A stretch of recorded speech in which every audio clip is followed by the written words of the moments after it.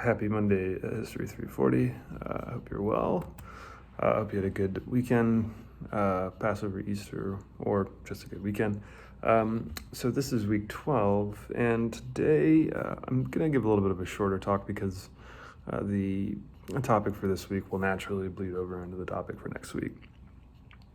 So today I want to talk about the early years of the Civil War, or as I say, in the syllabus, that is, the title of this week's lecture is, or the title of this week's topic is The Constitutional Crisis, Part 2, Constitution Beginning and Civil War. So what I want to do today is building off of we talked about last week with reference to the movement towards secession and some of the key issues concerning that. And of course, last week we talked about the South Carolina Declaration of the Immediate Causes of the Secession and Abraham Lincoln's first inaugural address. I want to pivot and begin today talking about the process of emancipation during the Civil War, which is, for our purposes and in a constitutional history class and for, in general, United States history, the most important aspect of the Civil War. So I want to get to that and talk about the two confiscation acts and in general sort of set the scene for next week, in which we discuss Civil War and the transformation of the nation. So again, this week and next week really sort of fit together nicely. But before we do that, I just want to note that here I look on Blackboard. I see that most of you have turned in the midterm examination. If you haven't, if you're having problems submitting it, please email me, let me know so we can figure out how to get Blackboard to work for you. I'm going to grade them this week, and I'll post the grades on Grade Center, hoping to have them done by Wednesday. Other than that, if we just look at the syllabus and the rest of the semester, two things that I'll note. One is that if you have not turned in reading responses 6 over the course of the semester, please do that. Everything I have grade-wise up until now is posted on Blackboard so that you can see how many reading responses you still have to go. Many of you have turned in more than half. So go ahead and check on your grade center and see how many more that you need to do. And otherwise, we have left for the semester just the final exam. And so the final exam, I'll give you more detail about it certainly in a couple of weeks. So for the next few weeks for us, we'll just be continuing along with our normal schedule of video lectures Mondays and then responses on Wednesday. So this Wednesday, you'll get a response prompt from me, and you'll have until the weekend to do it. So I think that's all the administrative stuff I have to talk about. And like I said, today it's going to be a little bit shorter, maybe about no more than 30 minutes, just to sort of set up some of the themes that we will continue next week, and most importantly with reference to the Civil War as a war for emancipation. But I want to start with, and some of this, by the way, is going to be, I'll talk about some topics that are covered in this Blessings of Liberty. The selections I asked us to read for next week are pages 180, chapter 9, pages 183 to 195. So while I asked us to read that for next week, I'll talk a little bit about some of the topics that are covered in that chapter both today, but then also I will as well next week. So if you remember from the end of the video last class, we had sort of left off with the beginning of the secession movement. And we, again, discussed I talked about, since we're having class discussions, the South Carolina Ordinance for Secession, its explanation for reasons, its particular view of the Declaration of Independence, which I talked about at some length, and then also discuss Abraham Lincoln's first inaugural address, which, as we said, was rooted in the federal consensus, right? I have not the right to abolish slavery where it already exists. But yet there were anti-slavery potentialities with Abraham Lincoln, the anti-slavery president. coming to power. So I'll talk just very quickly for a couple of minutes just about the beginning of the Civil War and some of the key constitutional issues at stake. So as I said, secession began in December of 1860 with South Carolina, and through March of 1861, we see a wave of states. Collectively, they tend to be referred to as the Cotton Kingdom, but the southernmost states, geographically the southernmost states, including Mississippi, Alabama, Louisiana, Georgia, Florida, and Texas, the states to which the slavery and in particular the slave cotton economy was vital. Those states tended to be the states which were controlled by fire eaters, right? That term we talked about last week, radical pro-slavery politicians, were the first wave of states to secede. And the date of March 1861 is key because Abraham Lincoln, as we talked about last week, in his inaugural address, his first address as president, which was March the 4th, 1861, took office on that day and confronted a scenario unlike any that a previous president had confronted before, and in fact since, all the way until today. He became president at a moment when seven states, had seceded from the United States to form a separate country, the Confederate States of America. And it was very clear that armed conflict was inevitable. And it's fair to say that we can call armed conflict inevitable as Abraham Lincoln took office, March the 4th of 1861. So there are a couple of key constitutional issues at stake.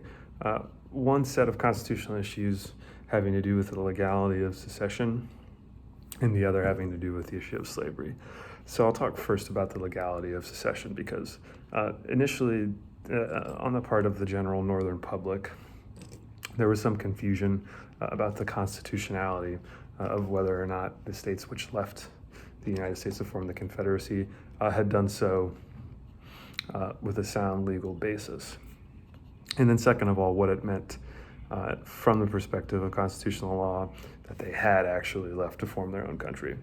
So Abraham Lincoln himself believed that and maintained the position throughout the entire Civil War that the states which formed the Confederacy had not actually seceded from the United States on a legal basis. The United States refused to recognize the Confederate States of America officially as a separate independent country, something that no European nations did either. And this was done for a very specific legal constitutional reason, which is that all of the policies that Abraham Lincoln, military especially policies that Abraham Lincoln applied to the Confederacy during the Civil War were done with the legal perspective that they were states in rebellion or treasonous states, but states that still technically had a connection to the United States. This is important because this legal perspective will help us understand the emancipation policy that Abraham Lincoln followed towards the Confederate States, the states which themselves had said had seceded and claimed that they had formed an independent nation. But it also helped us make sense of the slave states which did not join the Confederacy.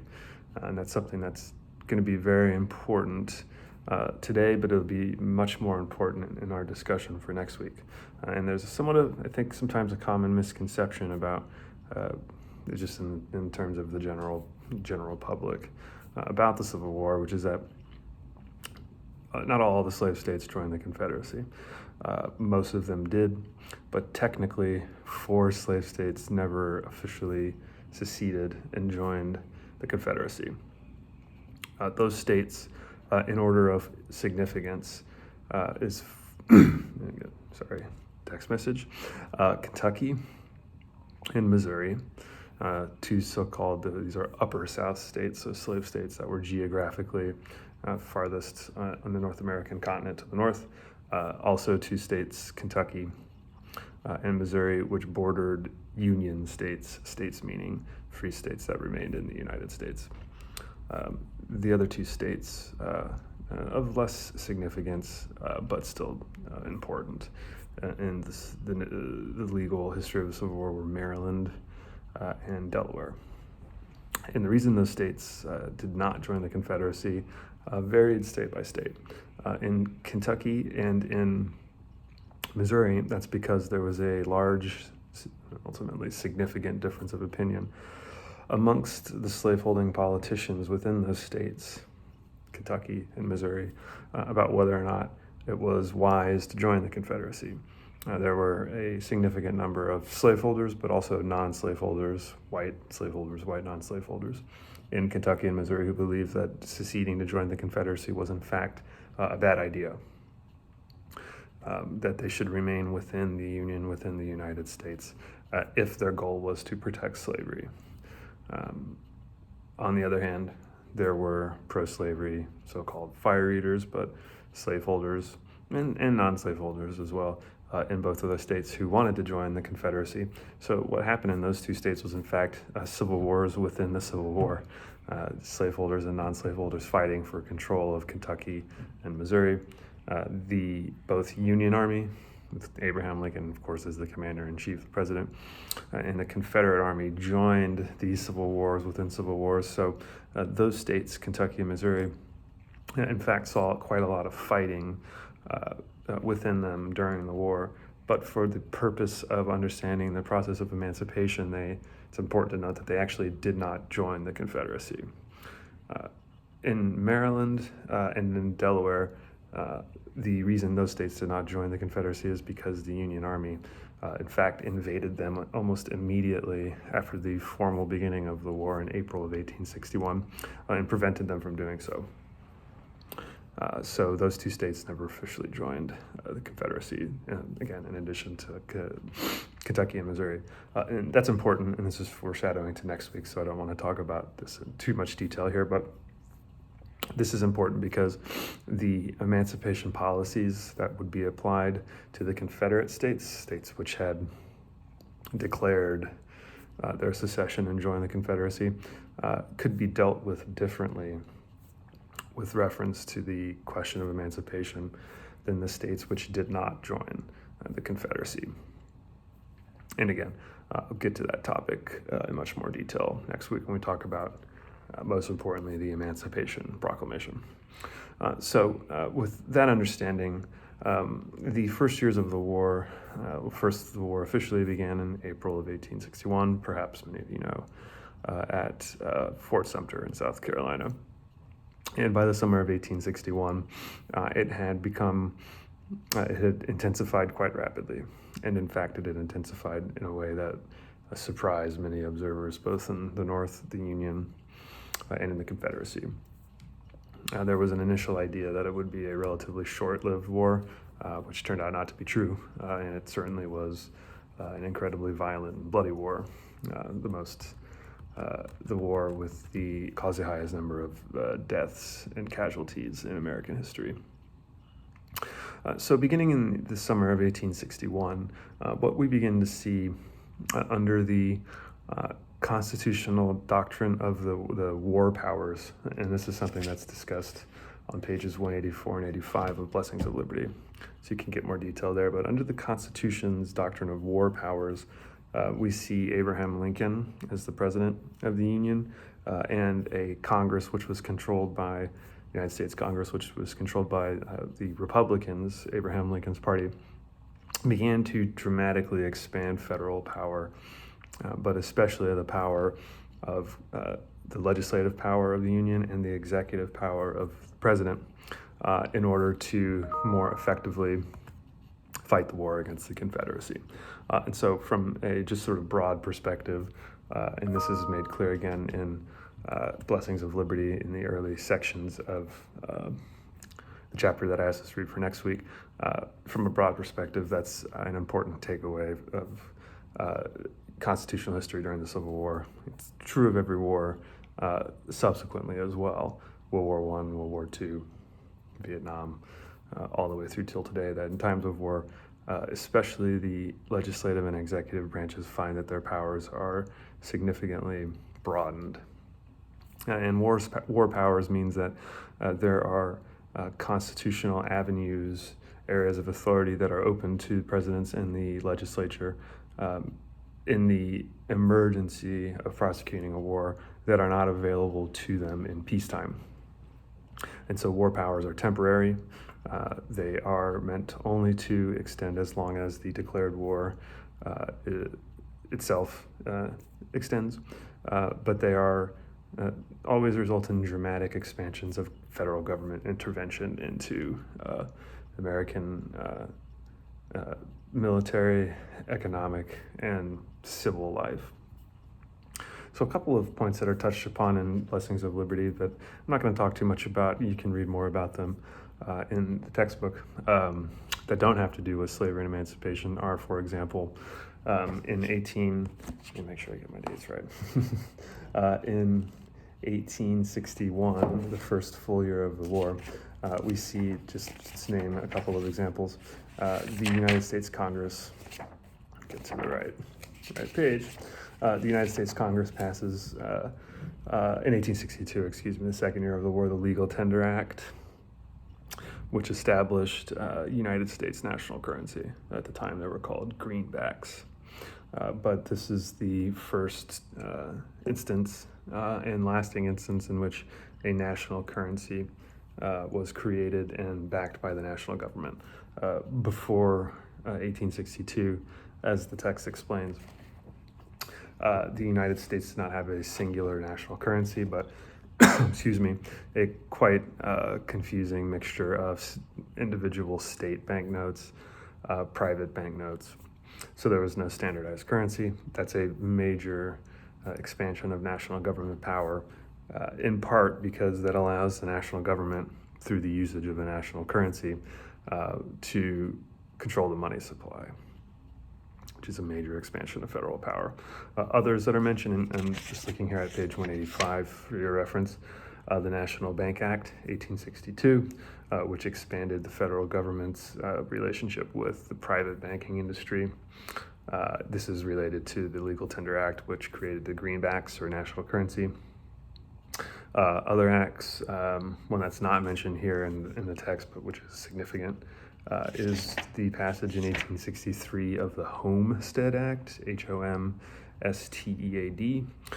which was a piece of legislation that Republicans, going back to the middle of the 1850s, had long promoted, which would provide government backing and the sale of government-owned lands, federal government lands in the West, in order to promote Western expansion. So it gave government-backed loans to farm families to purchase farmsteads, homesteads, actually the name of the act, which helped to pave the way for further expansion into the West, especially into states like Kansas and Nebraska and Wyoming, and then even farther to the west, all the way to California. As a related note, this also led to increased conflict with Native Americans, whose land was being expropriated by the federal government.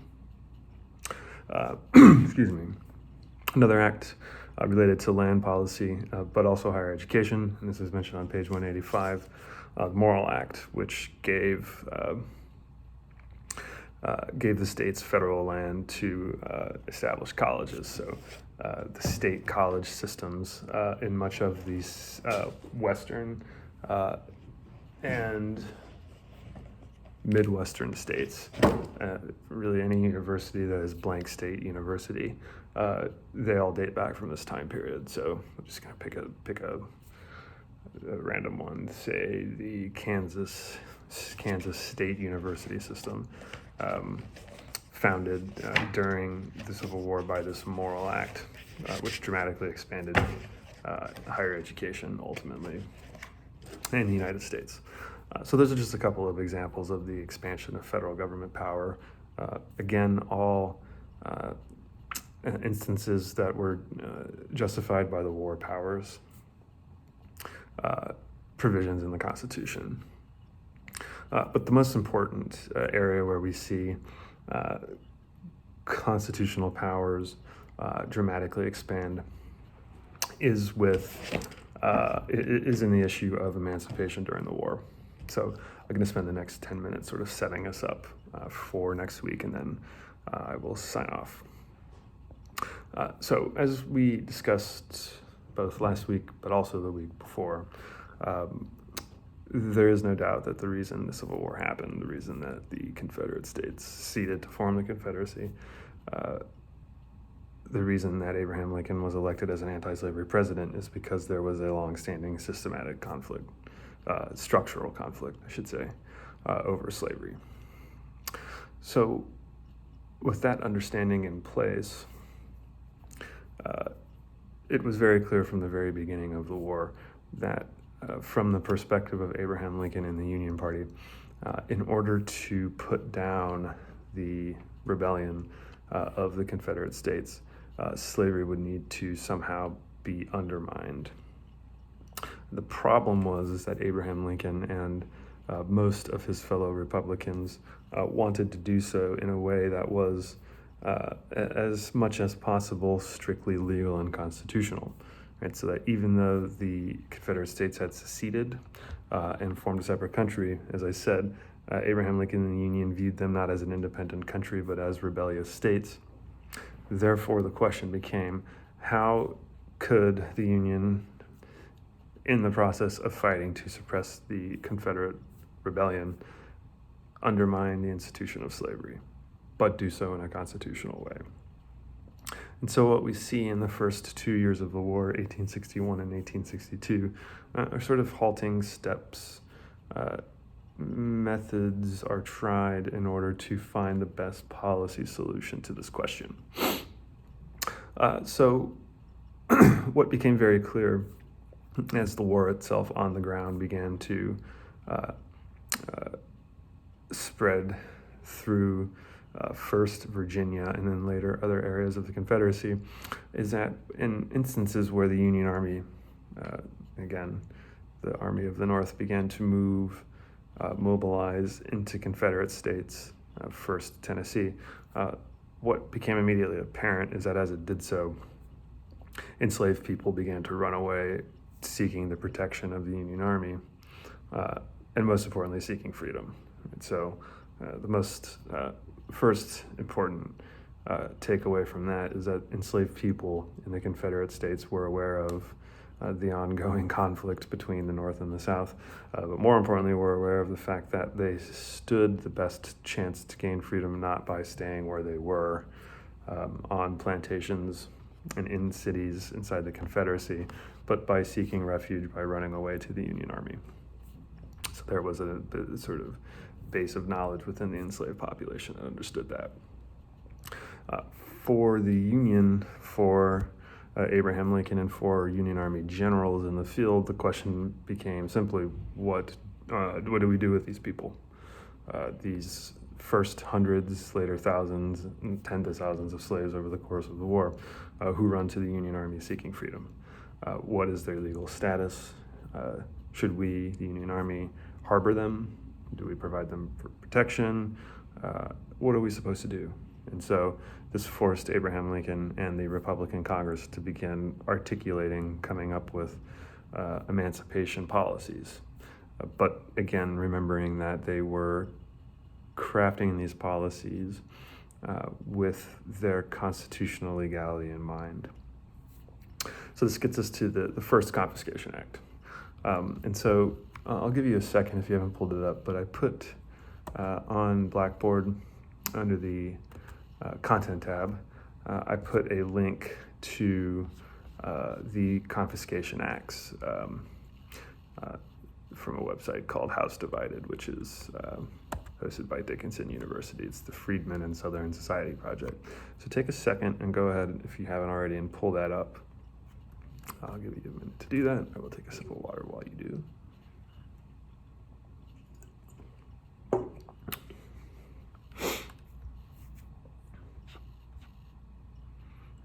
Okay, if you haven't pulled up yet, pause it, but I'm going to go ahead and continue. So what you find is the Emancipation Digital Classroom, a website which discusses the Confiscation Acts, and it discusses the first page that you're directed to, gives a brief description of them, and pulls out some of the most important sections from each law. So I'll start with the first Confiscation Act. which if you scroll down to the fourth paragraph, you'll find discussion of this act and a link to it as well. So as Matthew Pinsker, the historian who wrote this created this webpage, notes, and I'm just going to read from the website now, the first Confiscation Act was not an explicit freedom statute, meaning it didn't explicitly declare freedom for enslaved people, by neither attempting to define the legal status of the forfeited slaves, nor by fully addressing the concerns of the so-called contrabands, but it nonetheless had the effect of increasing the spread of freedom almost immediately. So the question from a legal and constitutional perspective was what is to be done with the property of the Confederacy when the Union Army came into possession of it. As we know, enslaved people were an incredibly unique form of property in that they were human beings who could think and reason and resist and run away. The question was what to do with these people. Now, the word contraband, which is, I read from Matthew Pinsker's description, refers to property that's taken from your enemy in a time of war. So contraband property is all property that's taken from your enemy. Here we're talking about enslaved people. The question is, what do we do with this contraband property? There was quite a lot of confusion, and the first Confiscation Act, which was passed on August 8th of 1861, was the first attempt to make some sense of this, to provide some kind of policy. And you can click on the August 8th, 1861 link, and you can find the full text of the act, which is relatively short, and you can see that it's signed by, it's a law created by Congress, excuse me. Where is it? I just had it up a second ago. There we go. Oh, August 6, 1861, there it is. It's a relatively short act, it's 4 sections. And I'm not going to read too much directly from it, but if we summarize this act, it declared that, and you have a brief section of it here, that during this so-called, quote, present insurrection against the United States, aka the Confederates' ongoing war against the United States, the Union, any enslaved person, which here are called persons who owe service or labor to somebody else, which is a euphemism for slave, either were forced to take up arms against the United States. So if a master forced their slave to take up arms in support of the Confederacy, or shall be required or permitted by the person to whom such labor or service is claimed due, aka if a slave is required by a slaveholder to work or to be employed in any fort, navy yard, dock, armory, ship, entrenchment, or in any military or naval service whatsoever, the person to whom such labor or service is claimed shall forfeit his claim to such labor if they come into the possession of the Union Army. Okay, so let's just paraphrase that. Any slave who was forced to support the Confederate war effort, if they came into the possession of the Union Army, would in effect be freed. They would not be sent back into slavery. This was not very, but quite narrow and fully in line with the War Powers Act, the War Powers provisions of the Constitution, and the so-called laws of war, a widely accepted body of law both in the United States and in Europe, that in short decreed that if one belligerent can prove that property of their foe is being used to fight them, then you can take that property as a necessary act in a time of war. So in this case, it's slaves, right? If Confederate slave owners are using slaves to fight the Union, then the Union can capture those slaves, and then they will be freed. They will not be sent back to slavery. It will confiscate contraband slaves. So this was relatively narrow, however. Under the provisions of the First Confiscation Act, a slave had to, if they ran to the Union Army seeking freedom, they had to be able to prove to a United States Army officer that they had been used directly in support of the Confederate war effort. So this exempted, for example, enslaved people who were owned by non-combatants. This exempted slaves who were owned by loyal masters, not just disloyal masters. So this was relatively narrow. Much larger in its scope was the Second Confiscation Act, which was passed July 17th, 1862. And just for a little bit of context, in July 1862, the war was more than 1 year, had gone on for more than 1 year. And at that point, actually, the Confederacy had the upper hand militarily. It had just won a major battle called, the Union called it the Battle of Antietam. In Maryland, the Confederates called it the Battle of Sharpsburg. Both names refer to the same battle, a major victory for the Confederacy. So at this point, the Confederacy, which had on paper was at a disadvantage, had a smaller population, less industrial capacity, was actually, excuse me, we could say winning the war. The Second Confiscation Act, as this webpage discusses, and it's a much longer law too.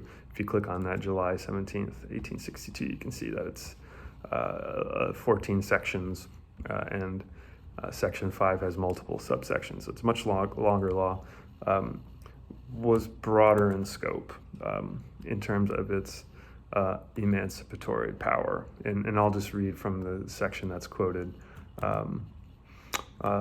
on the main webpage. And it's important because this is where we begin to see the language of freedom pop up in United States congressional statutes relating to slavery in the Civil War. It says, again, that all slaves of persons who shall hereafter be engaged in rebellion against the government of the United States, meaning all slaves of people who supported the Confederacy, or who shall in any way give aid or comfort thereto, meaning all slaves of Confederate officers, Confederate soldiers, Confederate civilian office holders, or Confederate sympathizers, who shall in any way give aid or comfort thereto, meaning sympathizers, escaping from such persons and taking refuge within the lines of the Union Army, and all slaves captured from such persons or deserted by them, and coming under the control of the government of the United States, shall be deemed captives of war, and shall be forever free of their servitude and not again held as slaves.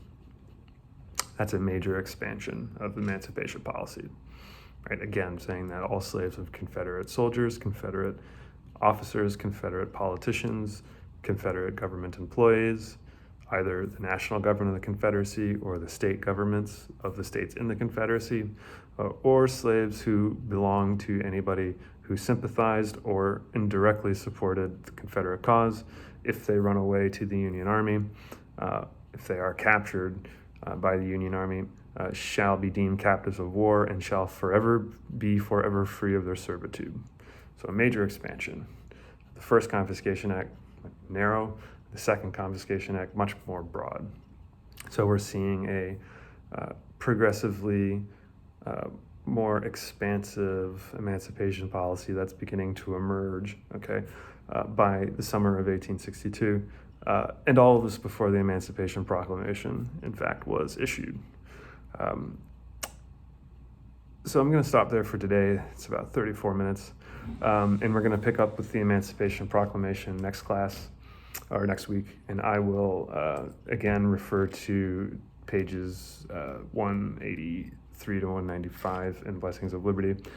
Next week, I'm asking you to read the Emancipation Proclamation and Lincoln's second inaugural address. Again, both of those are on Blackboard under the Content tab. And for this week, I will post a discussion board, as I said, on Wednesday. And as I also said, my plan is to grade all of your midterms on Wednesday as well. So look out for an email from me on Wednesday. And otherwise, continue to be safe and hopefully quarantined. And I will, again, email you Wednesday. Any questions that you have, email me. Okay, so have a good rest of your day. It's Monday, and I will be in touch with you again shortly. All right, bye.